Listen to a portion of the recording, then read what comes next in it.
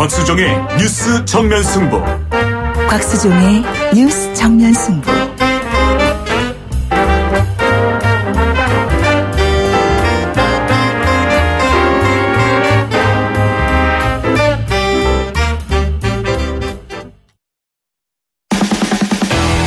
돌려보고 비틀어보는 오늘의 이슈.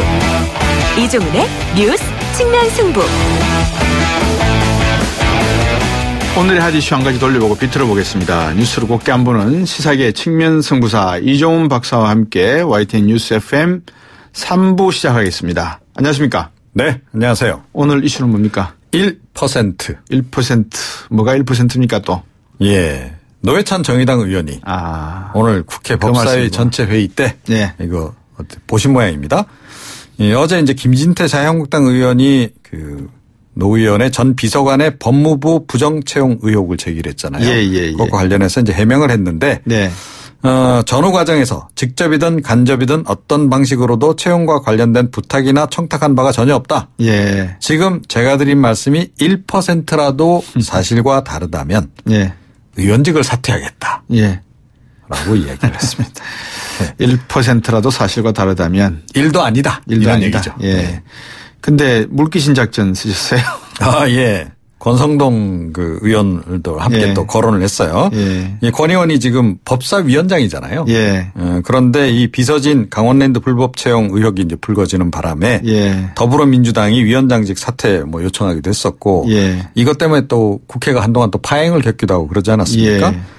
그런데 노 의원이 오늘 이제 권성동 위원장을 딱 집어서 강원랜드 채용 비리 관련해서 검찰 수사 등과 무관하게 부정 청탁한 사실이 있다면 물러나겠다고 함께 약속해달라. 약속해달라. 사실이면 우리 다 함께 물러나자. 권성동 의원은 뭐라고 하셨어요? 예, 당연히 이렇게 얘기를 했습니다. 본인 신상만 발언하면 되지. 이 왜 위원장을 물귀신 작전으로 끌고 들어갑니까? 이렇게 반발을 했습니다. 그러면서 부정 청탁한 사실 없다. 또 정치 공세 펴려면 기자회견장에 가서 해주기 바란다. 이렇게 또 언급을 하긴 했네요. 안면 검사가 또 폭로한 게 있다면서요? 외압 폭로 했잖아요. 외압 의혹. 그와 관련해서 지금 안 그래도 권성동 의원 경우에도 약간 좀 불안한 그런 하루하루가 아닌가 이런 생각도 좀 들긴 하는데 이 안미연 검사가 강원랜드 채용비리 수사 과정에서 이 권성동 위원장 또 모 검사장이 연루된 것으로 확인을 했다라고 얘기도 했고 또 당시 지검장 경위에서 외압을 받았다 이렇게 또 폭로를 한 거죠. 그 이후에 지금 이제 수사단을 별도로 지금 꾸렸습니다. 검찰 쪽에서. 그래서 이 안 검사 이제 참고인으로 소환 조사도 했고요. 그리고 이제 채용 비리 청탁자들을 중심으로 해서 한 10여 명에 대해서 압수수색도 이제 단행을 했거든요. 여기에 권성동 위원장 비서진도 포함이 돼 있습니다. 일단. 노회찬 의원 비서관 채용비리 의혹을 제기한 것도 결국 물타기 아니냐 이런 시각도 있는 것 같아요. 그렇습니다. 이제 자유한국당 쪽에서는 아니 노 의원 전 비서관이 노 의원이 지금 이제 지금 법사위원으로 있는데 그 관련 부처인 법무부에 취업한 게 이게 우연일 수 없다. 이렇게 이제 계속 공세를 지금 강화를 하고 있는데요. 그런데 여기에 대해서 노 의원은 이 물타기 차원에서 그러는 거 아니냐라는 이제 반응을 좀 보이고 있습니다. 글쎄요.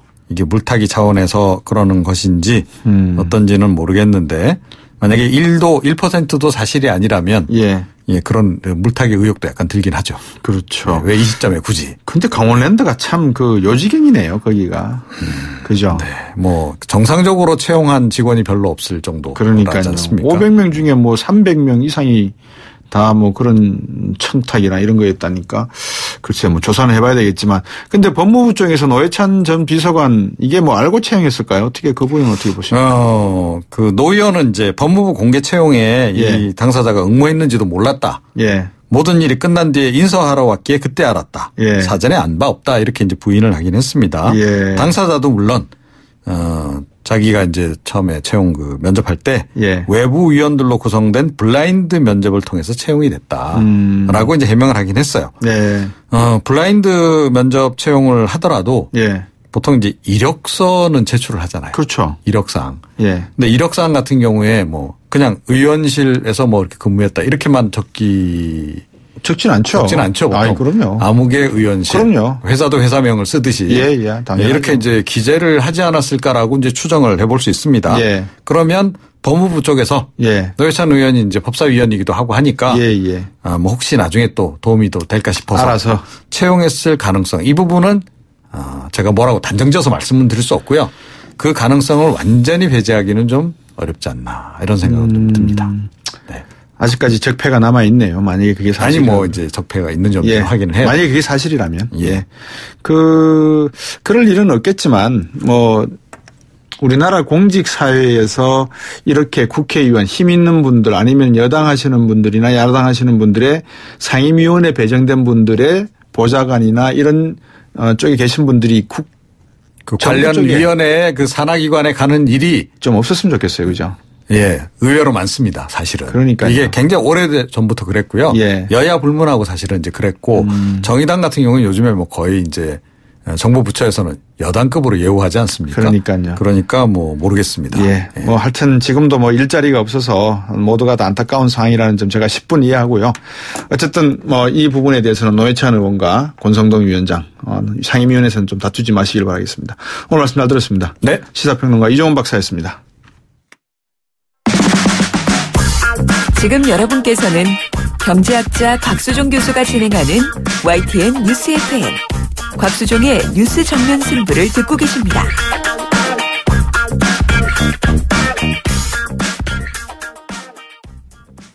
정부가 20일 날 재건축 안전진단 기준 강화하겠다. 그래서 앞으로 재건축 단지를 조금 더 면밀히 검토하겠다라는 내용이 나오자마자 목동에 있는 많은 분들이 투기꾼들은 다 강남에 있는데 왜 목동을 가지고 그러냐라는 이야기가 나왔습니다. 그러다 보니까 참 이 부동산 정책이라는 것이 갈팡질팡하는 모습 같기도 하고요.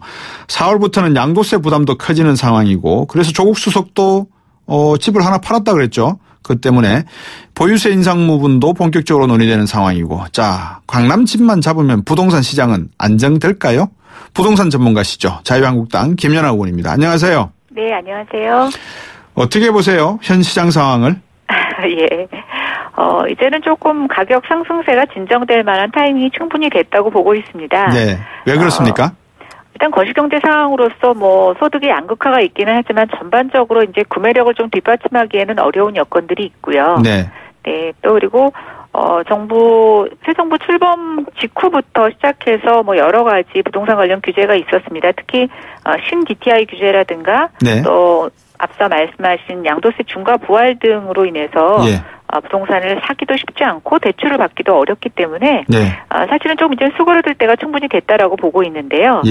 정부가 조금 조바심이 있었던 것 같습니다. 그래서 보통 규제 전에 막달 효과라든가 풍선 효과가 있을 수가 있는데 그걸 참지 못하고 규제를 계속 이렇게 내놓다 보니까 그 규제에 대한 반사 효과, 그러니까 규제 혜택을 보지 않는 일부 단지들이나 지역들에 대한 희소성의 가치가 더 커지면서 사람들 쏠림 현상이 조금 더 지금 현상을 촉발하지 않았나 이런 생각을 해봅니다. 예, 풍선 효과 같은 것을 말씀하시는 것 같은데 이렇게 말씀하신 것 같아요. 두더지 잡기 하는 것 같다. 그러니까 어떤 말씀인지 좀 설명 좀 해주시죠. 왜 두더지 잡기 하셨습니까? 저기 진행자 선생님께서는 두더지 잡기 해보셨나요? 아, 이건 해봤죠. 초등학교 다닐 때. 그게 이제 보통 저희가 일이 잘 안 풀리거나 스트레스 받았을 때 많이 합니다. 근데 이제 두더지 잡기는 사실은 근본적인 문제 해결이라기보다는 일시적으로 조금 해소를 하는 측면이 있죠. 제가 정부의 부동산 대책을 두더지 잡기에 비유했던 거는 근본적인 대책보다는 굉장히 좀 분풀이성 아니면 가격이 국지적으로 오르는 거에 좀 일시적으로 대응한다는 느낌을 받았기 때문에 그렇습니다. 그래서 조금 지금 뭐 저는 부동산 정책이라기보다는 되게 부동산 정치를 하고 있다라고 언급을 많이 했는데요. 그걸 좀 제가 빗대어서 두더지 잡기 게임에 비유했었습니다. 앞으로 지방선거가 시작이 되면 서울시도 그렇고 부동산 관련된 뭐 대단지 개발 계획 이런 것들이 양념처럼 나왔잖아요. 안 나올까요, 혹시? 많이 나올 겁니다. 특히 지금 문재인 정부에서 진행하고 있는 도시 재생 이슈도 네. 지역별로는 굉장히 가격 상승의 가능성이 있는 건데요. 네네. 젠트리피케이션을 방지한다고는 하지만 예. 도시 재생이 성공하려면 사실은 약간의 가격 상승이라든가 가치상 불가피한 측면이 있습니다. 네. 거기에다 지금 강남 집값이 오르는 또 그 배경에는 네. 그 지역의 지역개발 이슈도 굉장히 좀 많이 있습니다. 예. 한전부지 개발이라든가 또 종합운동장 지하개발 이런 것들 다 있는데 그런 것들이 그 올해 지방선거하고 맞물려서 저는 또 한 번에 부동산 시장에서 조금 가격 불안 요인의 이슈가 될 거라고 예상이 됩니다. 앞에서 재건축 안전진단 제가 말씀을 드렸었는데 네네. 김현미 장관은 40년이라고 말한 적이 없다. 지금은 네네. 30년이지 않습니까? 그죠? 네네. 그래서 30년이 지난 아파트라도 구조 안전에 이상이 없으면 재건축 어렵다. 이렇게 이야기하면서 40년 연장을 이야기했다는데 당신은 그런 이야기 한 적이 없다. 이렇게 나와요. 어떻게 네. 봅니까 이게? 그리고 또 재밌는 게 이번에 안전진단 정상화라고 정부는 또 이름을 붙여서 발표를 했습니다. 그동안에는 정상화가 아니었던 모양이죠? 그렇죠. 근데 이제 지금 사실 시장에서 모든 반응은 그걸 안전진단 강화로 받아들이고 있는데요. 네. 이게 지금 문제가 뭐냐면 40년이라는 표현을 쓰지는 않았습니다. 네. 그러나 안전진단의 비중을 좀 조정하고 평가 가중치 조정하면서 사실은 안전진단과 재건축 결정하는 시기를 굉장히 지금 늦춰놓는 효과가 있는데요. 네. 결국은 30년 연한을 40년 이상 무기한 연장한 것 같다고 저는 해석을 하고 있습니다. 네. 예.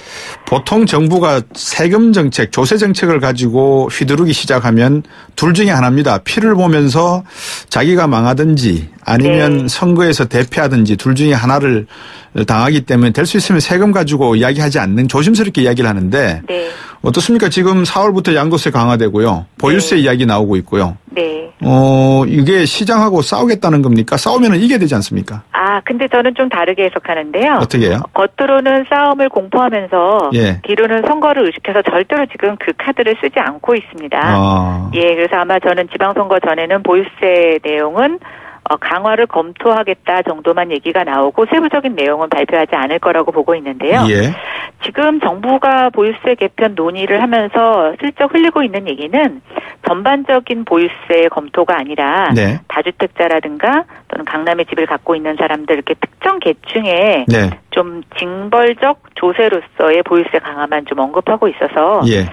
저는 문재인 정부가 추구하는 정의로운 어떤 그런 조세 정책에 한해서는 참 이거는 아니다라고 봐서요. 예. 일단은 좀 더 구체적인 내용이 나올 때까지 기다려볼 생각입니다만 예.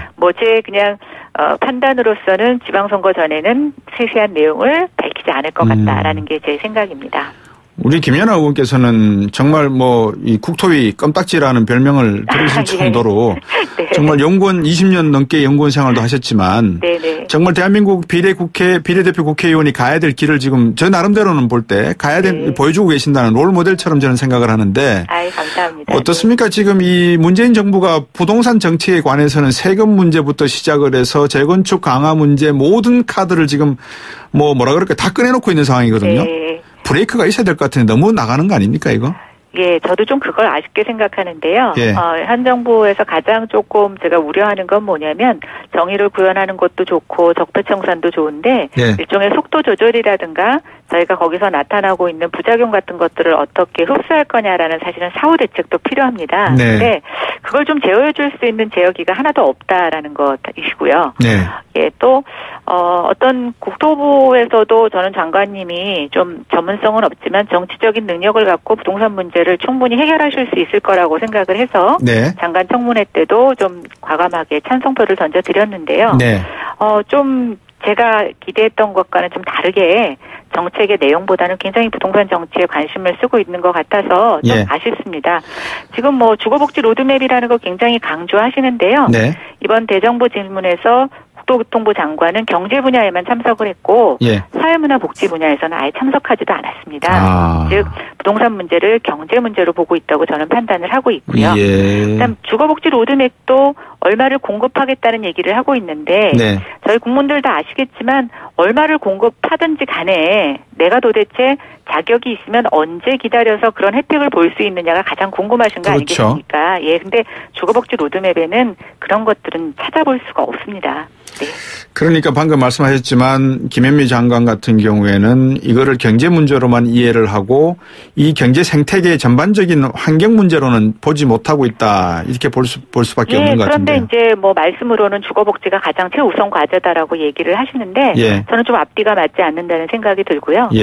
시장적 관점에서 본다라고 하면은 부동산은 제가 봤을 때는 기획재정부의 어떤 총괄적인 유동성 흐름이라든가 어떤 저금리의 문제 같이 봐야 될 문제라고 생각이 됩니다. 그런데 이 정부에서는 좀 부동산 정책이 거시경제 정책으로서는 좀 다뤄지지 않고 있다라는 그런 시각도 있습니다. 시장을 말씀하셨으니까 강남의 대치동이나 이런 예를 들어서 정부가 말하는 정부가 정의하는 투기 지역에 집을 가진 사람들은 투기하는 사람들입니까? 그렇게 정의를 내리는 게 맞습니까? 이제 그렇게 따지고 들면 아마 국회나 정부 고위층에서도 강남에 집 갖고 계신 분들 굉장히 많으실 겁니다. 그럼 뭐 다 투기꾼으로 봐야 되겠죠. 근데 저는 사실 투기와 투자를 저희가 구분하기는 굉장히 어려운데요. 제가 좀 이 정부의 시각에서 안타깝게 생각하는 건 뭐냐면 빌딩이나 뭐 땅을 많이 갖고 있는 사람들은 부자로 보고 있지 않고요. 그 사람들은 투기로 보고 있지 않고 오로지 강남에 집 갖고 있는 사람만 투기꾼으로 본다는 겁니다. 그러니까요. 그래서 굉장히 좀 편협한 시각이라는 것 때문에 결국은 아까 두더지 게이트처럼 못 가진 분들에게 뭐 약간 분풀이 일시적으로는 될 수 있겠지만 그게 중서민층들의 실질적인 생활에 어떤 도움이 될지는 사실은 엄밀히 따져보면 아무것도 손에 잡히는 게 없을 수 있다는 거죠. 자, 이제 뭐 결국 대안 이야기, 해법 이야기를 안 할 수가 없지 않습니까? 우리 김연아 의원께서 청년주거안정지원 특별법도 발의를 하셨고 이 부동산 정책에 관해서만큼은 누구보다도 상당히 관심이 많으시니까 어떻게 하면 그러면 부동산 가격이나 정책을 안정시킬 수 있을까요? 어떻게 보세요? 일단 저는 가격을 잡는다라고 하는 정책 목표를 갖고는 어떤 가시적인 효과를 거두기가 어렵다라고 보고 있습니다. 그래서 일단 좀 시장 기능에 맡길 것들은 좀 그 시장이 요동치더라도 좀 참을 수 있는 인내심이 필요하고요. 반대로 이제 서민주거 복지 로드맵 같은 경우에는 이제 주택 100만 호 지금 공급한다고 했는데 아무리 서둘러도 주택을 공급하는데 한 최소 2, 3년 정도 걸리게 됩니다. 제일 중요한 건 정권이 바뀌어도 이런 공급들이 계속 끊이지 않게끔 하는 지속 가능한 공급 정책 굉장히 필요하다라고 보고 있고요. 그 전에 이제 수요자 입장에서 이걸 기다리면 혜택을 받을 수 있는지 이런 것들에 대한 좀 세밀한 마이크로적인 수요자들에 대한 어떤 대책이 좀 필요하다라고 보여지고요. 또 지금 정부에서 추진하고 있는 도시재생 사업을 이런 주택시장 문제 해결에 같이 접합시키면서 모든 사람들이 다 강남에 들어와서 살 수는 없지 않습니까? 그런데 왜 강남에 들어오고 싶어 하느냐라는 그 마음을 좀 헤아려 주셔서 교육 여건이라든가 삶의 환경을 개선시켜 줄 수 있는 것들을 도시재생과 접목시킨다고 하면 저는 이 정부가 하려고 하는 정책과도 크게 어긋난다고 생각하지 않습니다. 일반적 상식적으로 봐도 강남에 SRT가 정류장이 새로 생기고 강남의 모든 문화적 교육적 환경들이 다른 지역보다 월등히 높다는 것이고 그곳에 사시는 분들의 집값도 집값이지만 소득 수준도 월등히 높다는 것이고 이런 모든 것들이 결국은 그 지역의 끼리끼리라는 표현이 좀 거친 표현입니다만 같은 부류의 사람들끼리 이렇게 공존하려고 하는 의식까지 더해진다 그러면 이거는 집값이 오르고 내리고의 문제는 결코 아닌 것 같아요. 맞습니다. 근데 뭐 어느 나라나 뭐 부자들이 사는 동네는 있는데요. 그렇다고 다 모든 사람들이 부자 동네에 가서 살려고 하지는 않는데요. 이제 우리가 주거를 좀 문화로 봐서 살기 좋은 지역에 사는 사람들이 자긍심을 가질 수 있는 그런 주거문화 운동도 필요하다라고 보고 있고 저는 이번에 문재인 정부가 도시재생을 잘 활용하면 그것이 어느 정도 효과를 거둘 수 있을 것이라고 보고 있습니다. 만약에 김연아 의원한테 도시재생 문제와 관련해서 국토부 장관직을 맡긴다면 몇 년을 놓고 국민들에게 부동산 안정화 정책을 설득을 하시겠습니까? 몇 년 뒤에는 이건 안정시키겠다 약속하시겠습니까? 아니 근데 저는 이렇게 생각합니다. 도시재생 정책을 두고 제가 좀 가장 우려하는 거는 5년짜리 문재인 정부 도시재생이 될까 봐 좀 두려워하고 있습니다. 도시재생은 한 최소한 10년은 봐야 되고요. 근데 저희가 어떤 그런 것들을 정권의 성과와 연계시켜서 조급하게 보면은 저는 어느 정권이나 어느 장관님도 실패할 거라고 보고 있습니다. 네, 좋은 말씀입니다. 정부가 바뀌더라도 우리가 꾸준히 가져가야 될 정책만큼은 설사 이름은 바꾸더라도 그 기조만큼은 변하지 말아야 된다 이 말씀 같습니다. 네, 맞습니다. 오늘 말씀 잘 들었습니다. 고맙습니다. 네, 감사합니다. 자유한국당 김연아 의원이었습니다. 4부로 오겠습니다.